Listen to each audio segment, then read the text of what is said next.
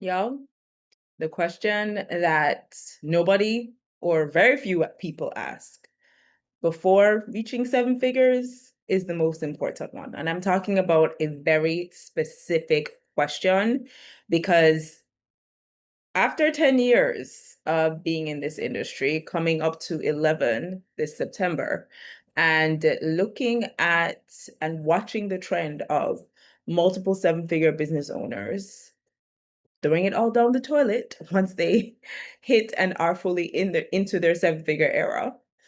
And after being on the back end of multiple seven-figure businesses, helping them launch and create some evergreen funnels and helping them maintain, either arrive at or maintain their seven-figure status, I can tell you from experience that this question is the question that will make or break your seven-figure business. Because what you don't want is to be doing all the things to get to seven figures, all the strategies, all the tactics, all the steps that you're recommended, and you follow everything and you do all the things, right? And then you arrive and realize this is not the life that I wanted. This is not the business that I wanted. And I thought I was creating that, but that's not what happened. That's not the reality that you want. So let me kind of share what it's actually like. What it is like being behind the scenes in these businesses. It depends obviously on the founder and the person who is leading the team. That is like a very clear dependency.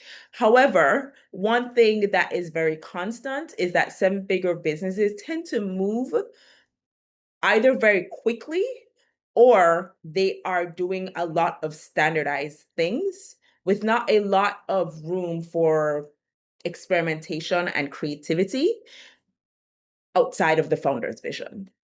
And so what that tended to mean is and you know, to a certain extent nothing is particularly wrong with that, right? Like we are, once you are a contractor or you're working in somebody's business, you are there to help them achieve their vision. Like that's not a bad thing.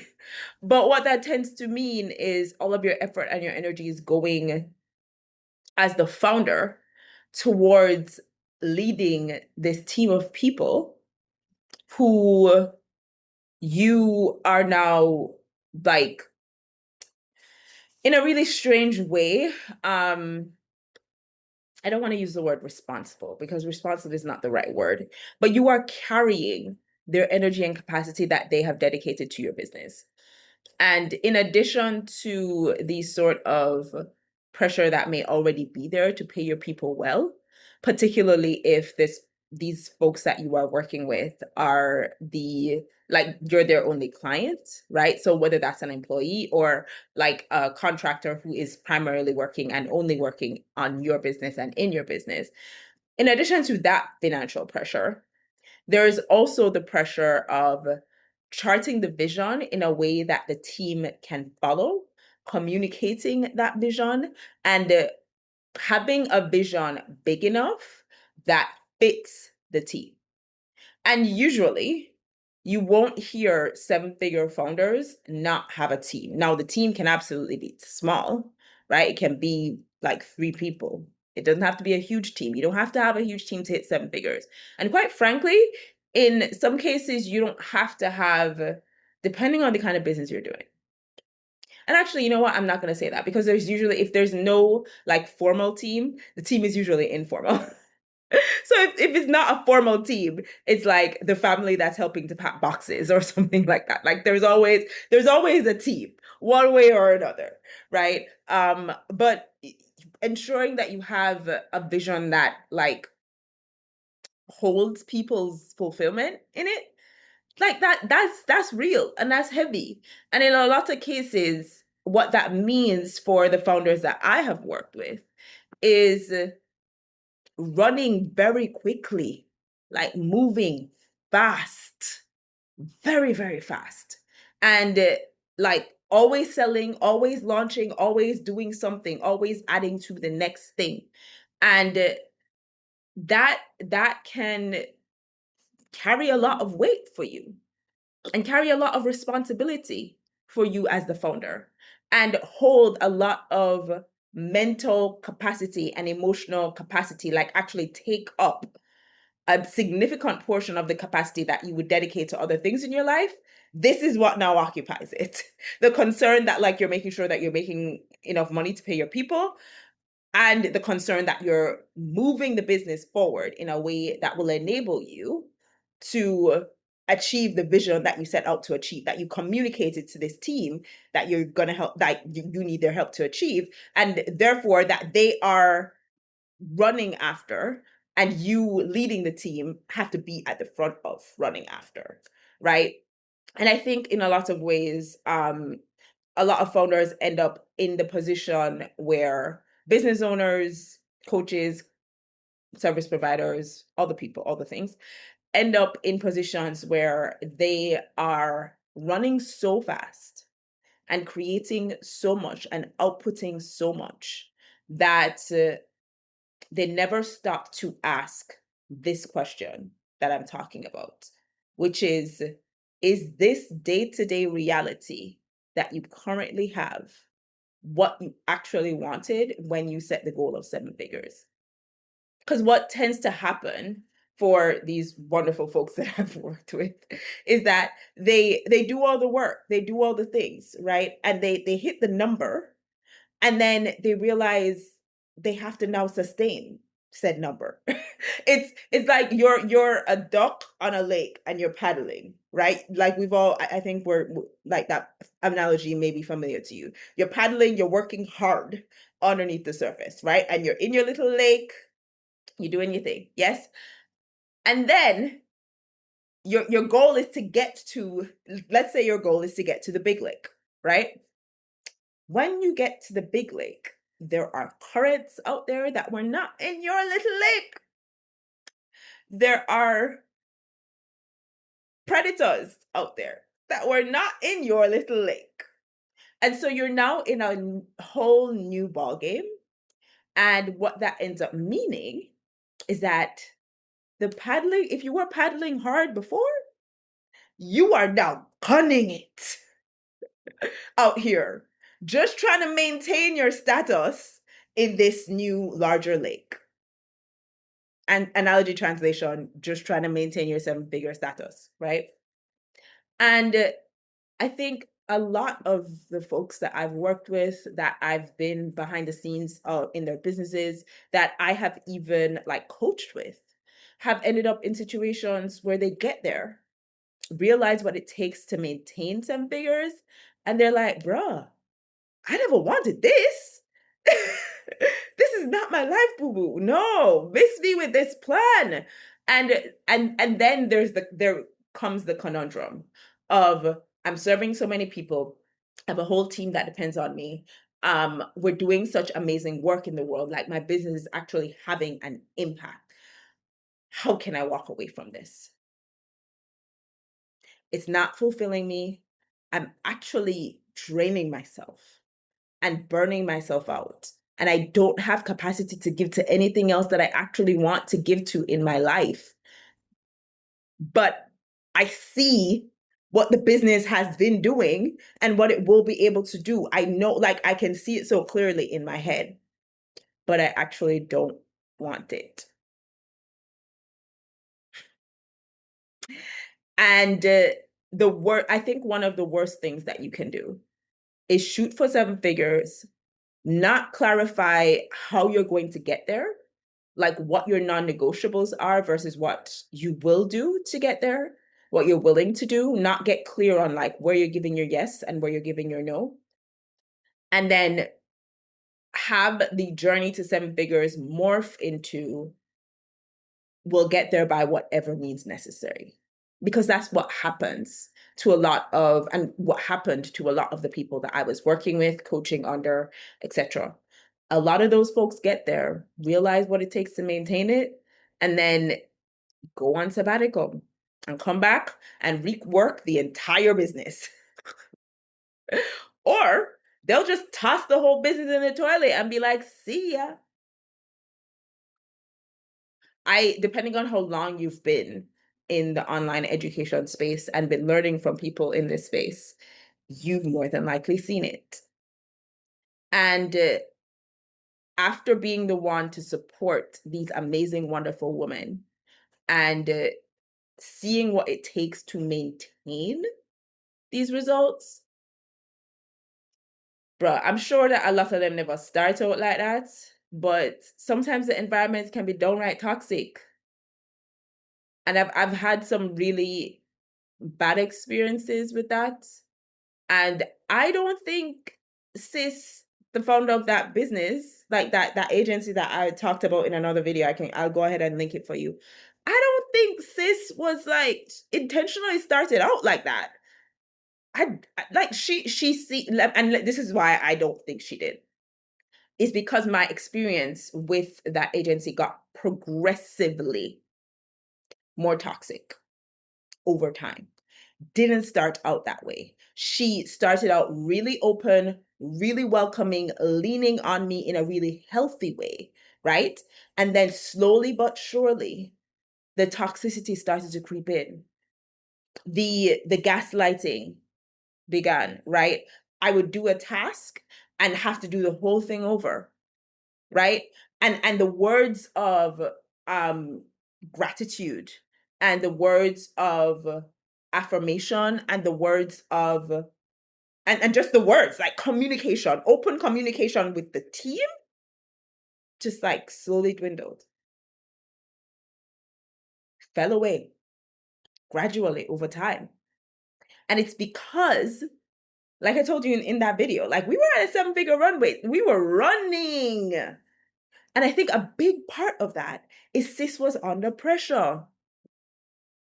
She was under pressure to keep paying this massive team that she had grown, because we were a pretty big team for the 7 figures that we had reached. We were not at like high 7 figures yet.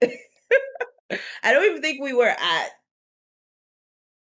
3 properly. I think we were at just about 2, if I'm remembering correctly at that time. Like we were hovering, I think when I joined the team, we went from like about 1.3 to a 1.7 figure run rate.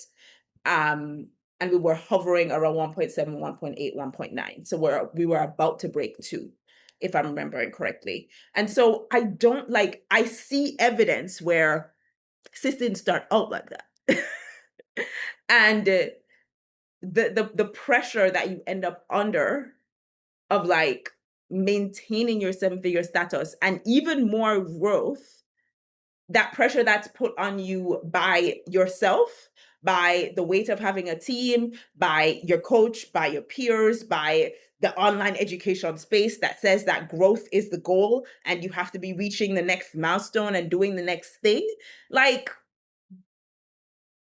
all of that, of course, accumulates. It accumulates. And if you are not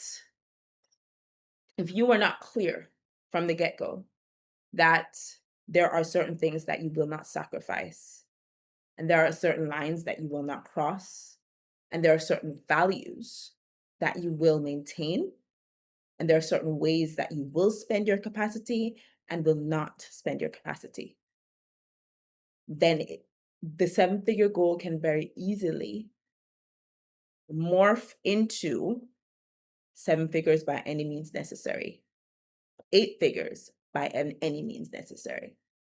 And then you find yourself with a business when you arrive that you appreciate where it's at, but you can't stand to live in it anymore. You can't stand for this business to be your day-to-day reality. And so I am not making this video to say don't make 7 figures a goal. If 7 figures is your goal, go after it, boo-boo. Like get it in. If that's the goal, wholeheartedly move towards it. For 100%. Not that you need my permission or my cosign, but I will cheer you on till kingdom come. But what I will say is choose your yes and your no. Decide on how you are getting there. That is the question. How will I get to 7 figures? Not if. Because if you run hard enough, you probably will. If you cross some lines, maybe, whether those are ethical lines, moral lines, or just self abandonment lines, you probably will. But do you want to maintain that? Because chances are, once you get there, maintaining it is a whole different story that you didn't realize that you actually wanted because you didn't. That's not how you started out. You essentially created a job for yourself and you hate the job. As much as you love what the job has brought into the world and has helped people to do, you are dying in the job. And this is why a lot of people like just leave the business altogether and do something completely different. Is because they couldn't even figure out a way to salvage the business with how antithetic and what's the word? It had become the antithesis of what they actually wanted. And they couldn't even figure out a way to like restructure and refine it to realign it with what they want in this new season of life. They couldn't figure it out. So they just throw the whole thing in the bin. Right?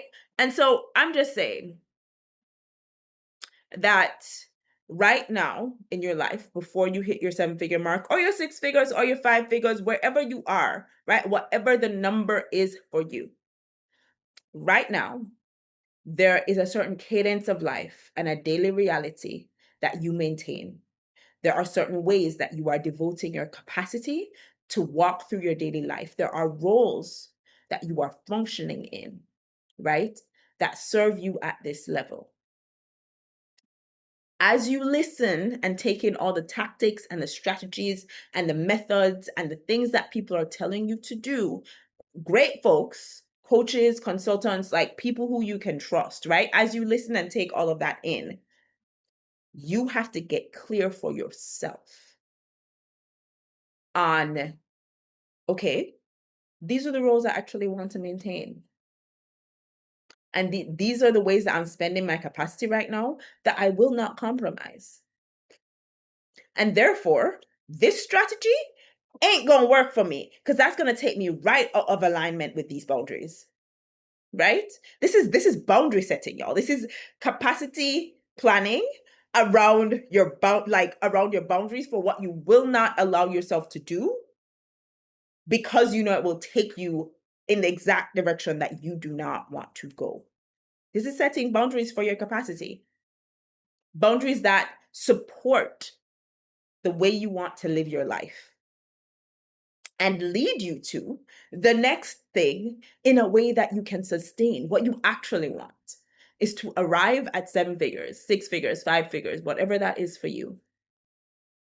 And look around and be like, "Oh, yeah, this is exactly where I wanted to get to. And I have the chops to sustain being here.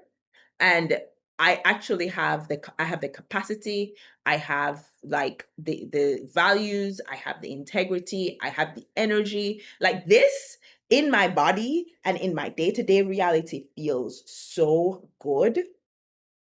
And I wouldn't change how I got here. And I'm so happy now that I'm here that I can sustain being here.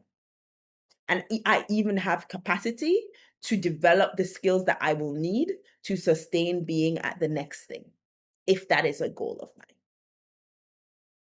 That's what we want. That's what we want. And even myself, building my business in the way that I have the last 10 years, self-abandoning, delaying my dreams, people pleasing, undercharging, overworking, being a perfectionist and over delivering when I didn't need to. Like all of these things did not serve me. And I got to 6 figures in 2024. And I was like, I couldn't sustain it.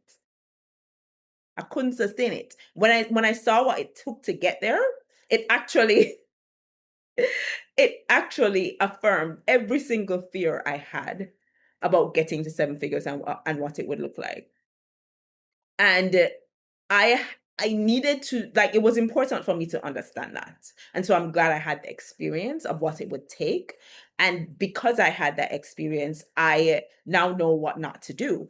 However, that doesn't mean and for me it was more than just it was a lot of like facing my fear around um like fear of pain, quite frankly. Fear of how hard something was going to be. And proving to myself that I could do it even if it was hard and even if I didn't want to, like actually following through on my word. um yeah, there were other things associated with with that experience in my life, and so that's why I feel like I needed to do it.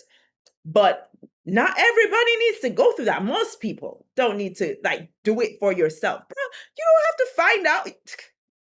Listen, you don't have to find out from your own mistakes, okay? Take it from people who've tried it.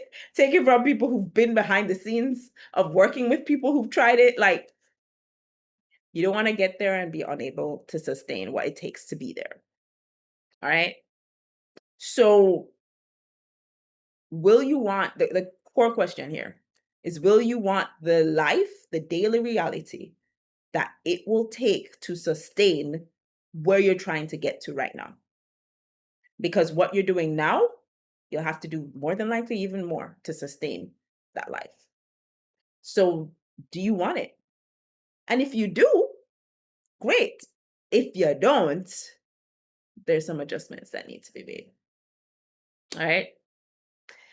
All right, y'all. That's just what I wanted to share from my experience, because I see a lot of folks sharing like really tactical and strategic things, but nobody is sharing the hidden cost of the journey to seven figures or the journey to six figures or even the journey to five figures, because like it's so easy to talk strategy.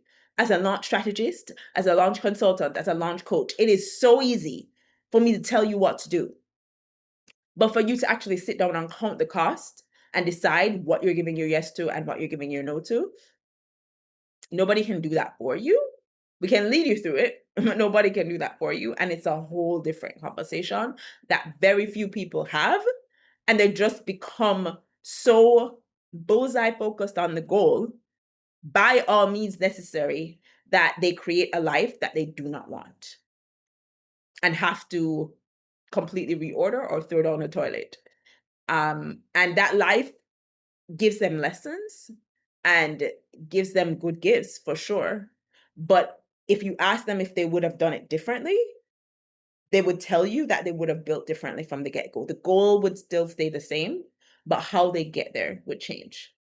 And that's what I want all of us, even myself, as we think about like what is the next goal,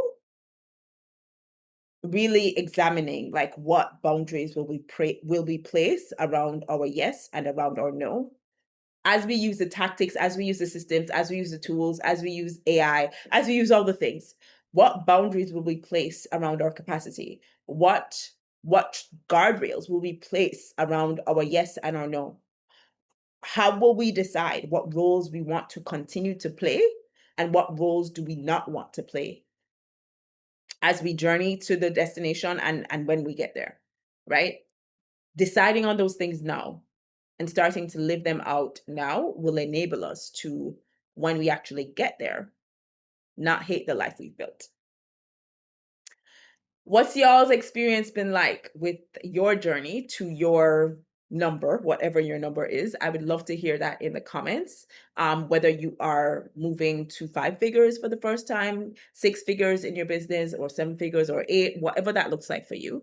I would love to hear what that's been like for you. Have you had a moment where you had to completely like reset and either realign and restructure or just toss it all out the window and start again because you realized what it took to sustain where you got to, you didn't want that life?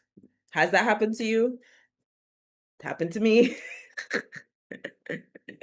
And if not, I'd love to hear like how you place capacities around your boundaries, and or rather how you place boundaries around your capacity and do you think about that as you think about your goal setting, as you think about how you will get to where you want to go, as you think about what strategies and tactics, etc., that you will use?